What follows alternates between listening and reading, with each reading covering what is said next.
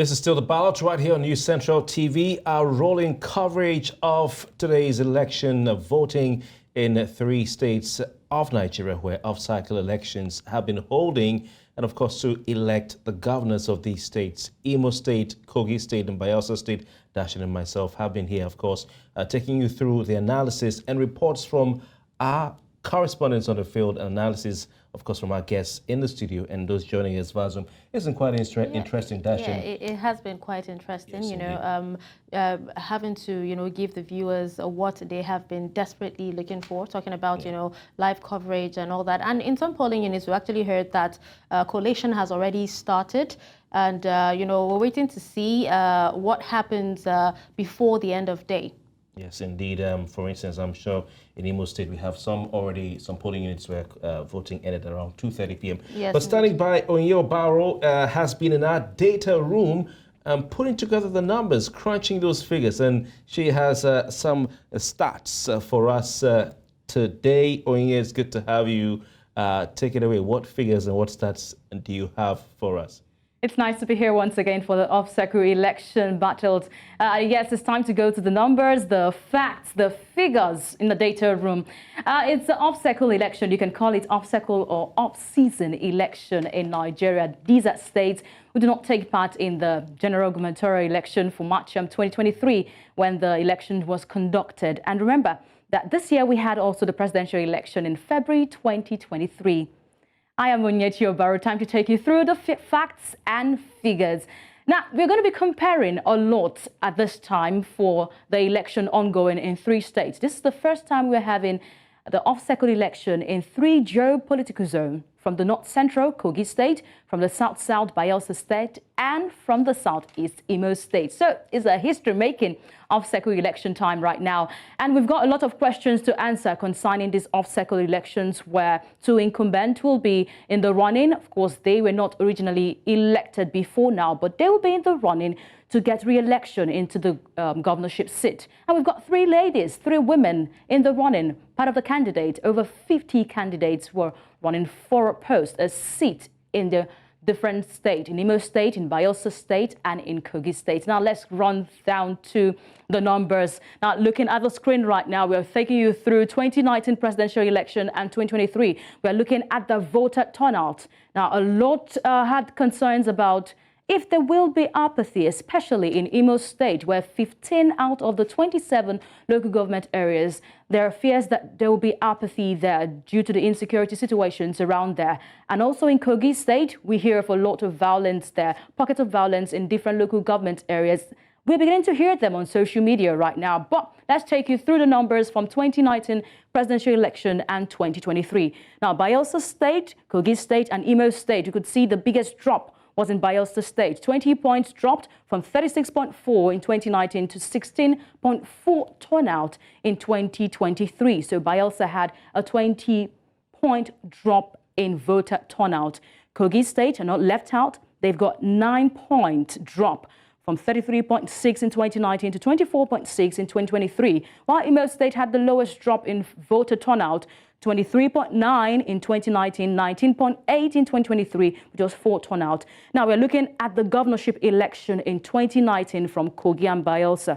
Remember that Imo State joined the off-cycle chart when in 2019, after the irregularities from the voting that brought in PDP candidate, that's Emeka Nhedioha. Now, of course, court rulings saw those irregularities and then announced Hope Uzodinma as the governor of the state. So no particular data was presented for Imo State in 2019. But let's look at Kogi State and Bayelsa State for 2019 governorship election. Of course, we did see a 37.9 turnout and 54.8 in Bayelsa State. Now, there is a benchmark here. These 2 states must be able to go above these numbers, not below these numbers. If below these numbers, then there is, we can say, there is voter apathy in this state. So we are waiting to see what the numbers will look like. Of course, collation and counting has begun in some areas in Imo State, so we cannot wait to see what the numbers will look like. Now, concerning all that has been raised, that would lead to voter apathy. They say pocket of violence. They say maybe the riverine areas in Bayelsa State where transportation to the creeks to get these polling materials to those areas might be of concern. We already hear that we've got a boat capsized that has got ad hoc staffs on them. But INEC coming up with that information on their verified X handle. Now, there are some concerns about the local government areas that would come up with pocket of violence in this election. Let's see Imo State. For Imo State, we've got some local government areas, 15 out of the 27 local government areas that have been touted to will have pocket of violence. Osu, Olu, Nkwere, Okigwe, Oguta, Ihite Mboma, Ngokpala, Onuimo, Obowo, Ehime, Mbano, Njaba, Nsu, Ezinite, and also Abo, Mbise. These are the areas that have been touted that will likely come up with some pocket of violence due to the security situations around Imo State. Now, you can see them colored in these areas. We have all the local government areas that are touted to have a little bit of pocket of violence that we already seen on social media. This is for Imo State, and this may, influence the turnout of voters from these areas in Imo State. Let's go to Kogi and Bayelsa State. That's a bit of a concern because Kogi State is the state in Nigeria that has got the largest land mark when it comes to land. And we know that there are a lot of local government in Kogi State, and some are notably known to have pockets of violence, especially Dekina. Now, Dekina, the local government area, is where the state university lies, and there are talks about having a lot of quotas in that area, in that local government area, with these boys having been used as thugs to disrupt election exercise in that area. So we're hoping that we don't hear from Dekina local government in Kogi State about any pocket of violence there. Other local government areas, we're already hearing from the likes of Ijimu, Kababunu. Kababunu is where the PDP, People's Democratic Party candidate, that's Dino Melaye, where he hails from. And we are hoping to see that we don't get news about pocket of violence. Before now, in the campaign, APC and of course, SDP did have a clash, a face-off in that local government area. So we're hoping we do not hear any news about pocket of violence from this local government area. Other local government areas we'll have our eyes on should be Ijumu. Now, of course, Ijumu, this is where some of the Igala are concentrated. Now, there is an Igala agenda in Kogi State, and the SDP deputy governorship candidate hails from there. He will have to battle the Igala agenda in that area. And remember also that Kaba has got more of APC appointees. So the PDP candidates from that area will be looking to battle some APC appointees from there during this exercise. Let's move to Bayelsa. Bayelsa has got a lot of local government areas which we are looking at maybe a possibility of having violence over there that will tout the election going on. Ekeremo, Southern Ijo, of course, and Nembe Brass, where the APC candidate, Timothy Silva, hails from. And right now, we're already hearing them on social media. We're hoping that this will not disrupt the election ongoing today. Let's move away from here and now see what would really shape the election from these three geopolitical zones today. Now, we've been able to come up with some conclusions. If INEC capacity to deliver on the promises of electronic transmission of the result goes well, then maybe we would have a trouble-free, violent-free election. Remember, this is a litmus test for INEC to get back the confidence of Nigerians, even after all that happened in the February 2023 and the March 2023 election. So it's time for them to get their acts together, dot the I's, cross the T's, and make sure they do not make the same mistake of going back on that promise of an electronic transmission of the results. Also, we're looking if we can ensure that there are no logistical hiccups on delivering voting materials across different states, especially Bayelsa, that's the riverine state, and Kogi, that's got the largest state by landmass, then we would say this election would be smooth according to the promise given by the INEC chairman. Also, we'll be considering the protection and installation of ad hoc staff from pockets of violence around the listed hotspots, which I mentioned earlier, from the local government areas that have been touted to have a history of little pocket of violence even before this election. So if all these 3 points can go right today, then we would say would have a smooth and good sailing election for the off-cycle election. Let's see the social media reactions right now. This from Yagan X. Bringing a situation report here saying as at 7:30 a.m., INEC officials had arrived at 21% of our sample polling units in Imo State and 64% of sample polling units in Kogi State. By 9:30 a.m., 95% of polling units being observed in Kogi State had INEC officials present. So this might be a good report about punctuality for the INEC and ad hoc staff. Kofi, we are looking at the reactions right now. Do you think, is it too early to give them a pass mark on punctuality? Very interesting stats you put out there, Onyinyechi. From what our correspondents have given us so far, it seems that Bartels, Kogi State was leading the way as far as punctuality was concerned. And we can see it here, yes. 95%. So yes. With Bartels being, maybe behind, and of course, Imo State, of course, also being behind. I think the riverine areas and the news we heard about the boat capsize, we're hoping that that would have been the factor for that delay. But Imo State, especially for those areas where there are security challenges, we're hearing on social media that some ad hoc staff could not make it to the areas due to the seat at home. But let's see another reaction, Kofi. This time, let's see who's got here. Now, this came out on X at early hours of this morning from Chosen Sumto on X. He says, APC lodged compromised INEC officers in different hotels in Kogi State. This is according to Chosen Sumto on X. It says in Kogi State to write results for them before the elections. There are some of the results sheets already filled before voter accreditation. We won't sign these results sheets. We want to set these result sheets. These are what we do not want to hear or see concerning this election. And already... you actually did talk about, factors that could, shape the outcome of the election. And one of the factors is INEC not reneging on its promises, except for, I think, Kofi, except for the allegation that we saw about INEC withdrawing its passwords to the IRF portal, which INEC refuted. Which they refuted. We're not actually sure of any other any other thing happening. And then you talk about the logistical hiccups. Yes, it's really a sad one where all the electoral materials, on the boat capsized. And, but the good thing is, like we said earlier, thank God no life was lost. And then going back to, the comparison you did on the elections, that's the 2019 elections, presidential elections, and the 2023 presidential elections, and also the 2019 governorship elections. We've not gotten that far today yet.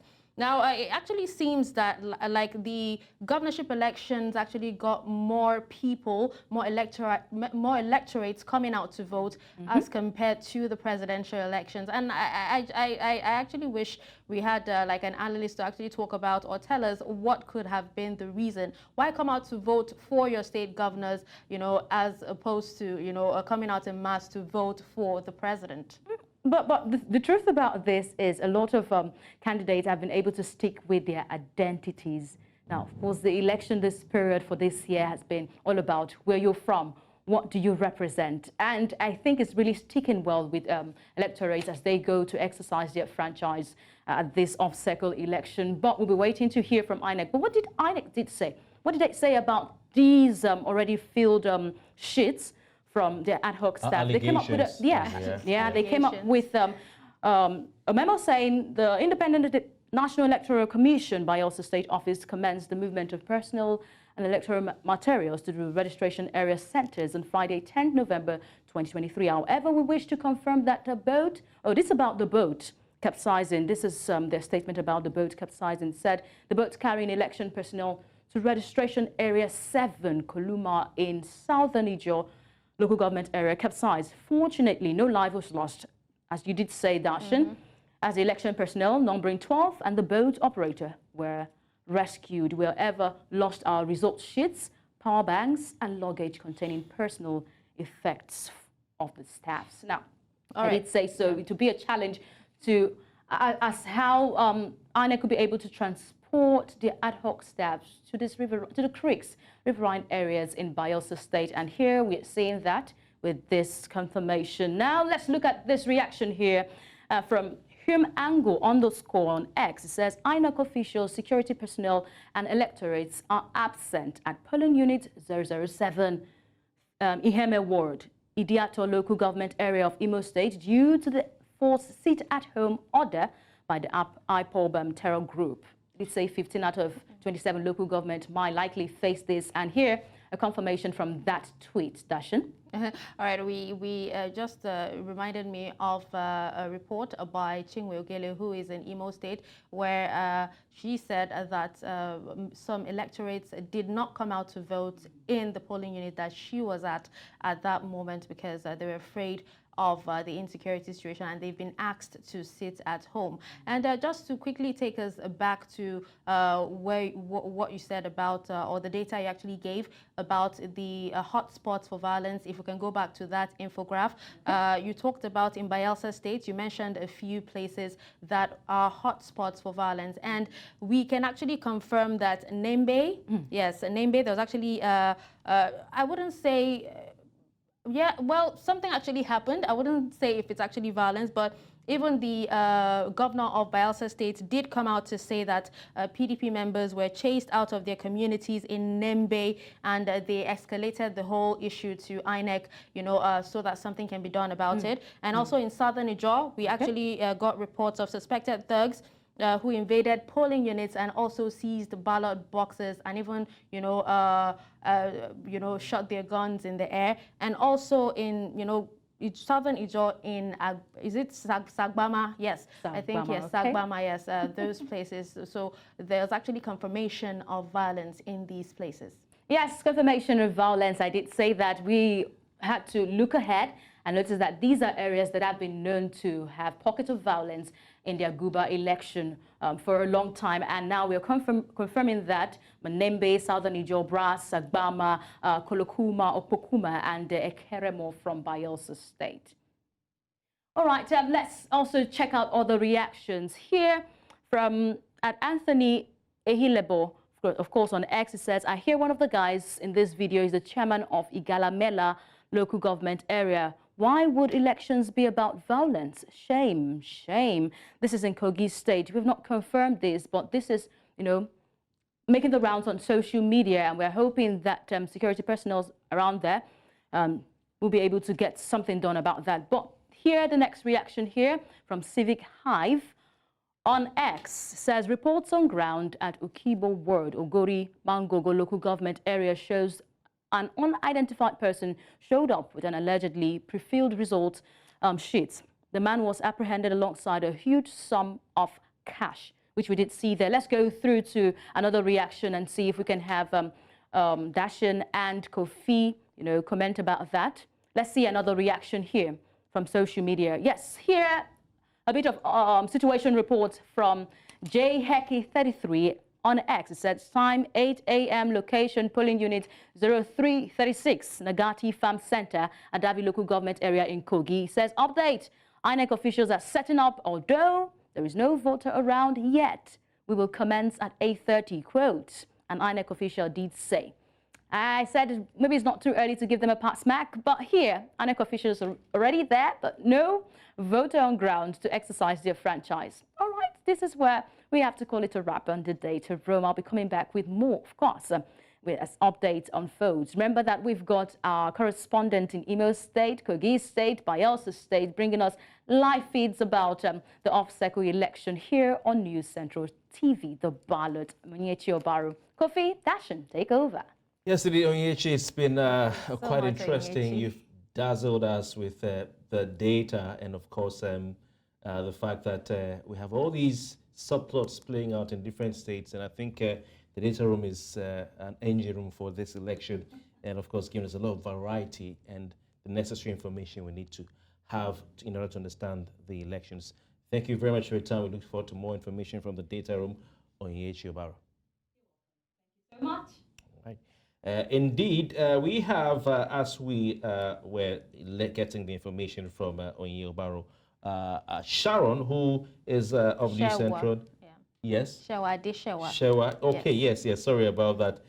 Deshewa. You've given her an English who name. Who is covering a fashion event Yes, indeed. She's our reporter on the field covering a fashion event. We'll just quickly go over to take her report and we'll be right back.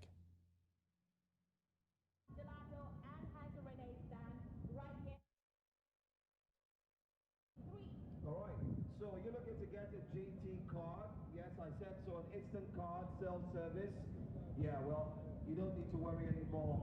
All right, Adeshewa Odushoga, can you hear us, please? You can get your card in 2 minutes. All right, Adeshewa Odushoga, just tell us exactly where you are, what's going on there. Also, remember to go there if you need your card. I'm going there right now because I need to get a GT card. To showcase for the finest African brands, but to just promote local fashion brands in Africa, in Nigeria, especially in Nigeria, where you see African print in its globe. In here we have over 120 fashion retailers. Tell us that most of the materials they are using for their fashion brands are locally sourced here in Nigeria to promote the economy, to promote the currency, also to boost the African trade of the continent. And I think that they're seeking to also have a global audience. All right, Adeshewa Odushoga, we're so sorry. We have to leave it at that. We'll try to get back to you once we can establish a clearer connection. But she's at some fashion show while the rest of us are working our socks off on the very serious matter but you do look fashionable, I must say. So it's as good as, you being on a fashion show. Oh, I mean, she's having a ball, I can tell. Saw her earlier in the office today, and she looked like she was going for a fashion show. Well, let's keep doing this very hard work of, talking for Nigeria's development while she enjoys herself. But Dashen, it's been quite an interesting day of, activity in Imo State, in Bayelsa State, in Kogi State. In some parts of those states, of course, like you said earlier, counting has begun. Collation of votes has begun. We're hearing in some parts of Imo State, they're already sorting the vote. They have to sort them out. Which one goes for which party, which one goes for which party. When they sort them out and place, for instance, PDP's votes will be hidden and now start counting. Yeah, well, let's just hope that it remains peaceful even as collation actually continues, because, in the past we've actually heard of, violence actually happening during the collation process. So let's hope it goes on smoothly. Indeed, we're going to head back to Kogi State, where we have Senator Dino Melaye. He spoke to the press earlier. We have some more from him. I would say that security is oversubscribed for the election, and there was adequate security across board, and I think the security agencies so far have done brilliantly well, though the problem is always at the collation center. At times you see peaceful conduct of elections, peaceful process of electioneering, but the problem actually is at the collation center. I just do hope that the security agencies will do exactly what they did during the preparatory processes of the election to the actual vote casting, to results announcement, that the same type of vigor is given to the collation centers. The collation centers must be protected at local government level, at the federal level, and at the state level. I hope that will be done. But we have problems in Ogurimagongo, and in the 5 local governments actually in the central senatorial district of the state. We had cases of results sheets by INEC officials in the carrying result sheets in their bag that already have been filled even before accreditation took place. And very gallant, vibrant youths accosted some of the POs and some of the assistant polling clerks to find out that the sheets they are carrying were already filled, were already results already stated, even when accreditation has not taken place. And I think that's a huge disappointment, because I was thinking INEC will use this opportunity to redeem our image. They will use this opportunity to ameliorate the mistakes of the past, though some of them deliberate. It's a shame that we could see INEC original result sheets carried not by hoodlums, not by party members, but by INEC staff already filled. And when they were being asked for the other original result sheet or any, they said they don't have any other results. So as I speak with you, there is no voting going on in the entire Ogori-Magongo local government. And it's a big shame. What I want to be done is justice, because I called my agents across the state and I say anywhere the result sheet is not shown to you, anywhere you are not seeing that there's a blank sheet before accreditation, don't participate in the election. And that was what they carried out in Ogori-Magongo today. But we've not had any, apart from the Kina local government, where some hoodlums tried to snatch ballot boxes and some of them were killed. Across the states, I think it's so far so good. I am not part of the security architecture of this country, but what we have done is we have called on relevant quarters to make sure that the collation centers are protected, local government by local government, and the final collation center in Lokoja should be adequately protected. And we have called on the INEC chairman and the REC of the state that observers should not have any place inside the collation center, because most of APC members got the observers tag. We don't know how they got it, and that is what they've been using over the years to take over the collation center, because once they have the observers tag, they have access to the center, and they dominate the place and then carry out their havoc. But we are saying this time around, anyone with an observation of election is during the electioneering process. At the collation center, the agents are the ones who are supposed to be inside with the relevant INEC officials, because no vote is taking place. It is a matter of collation. So at that point, I think where commissioners will wear observer tag, where special assistants to the governor will wear special tags and walk and stroll into the collation center will not be allowed by the PDP. The way to ameliorate is for PDP to, is for APC to become born again. You are investigative journalists. You went around today and you see they were sharing wrappers. They were sharing wrappers and giving huge sum of money to monetize the consciences of the electorate and the voters.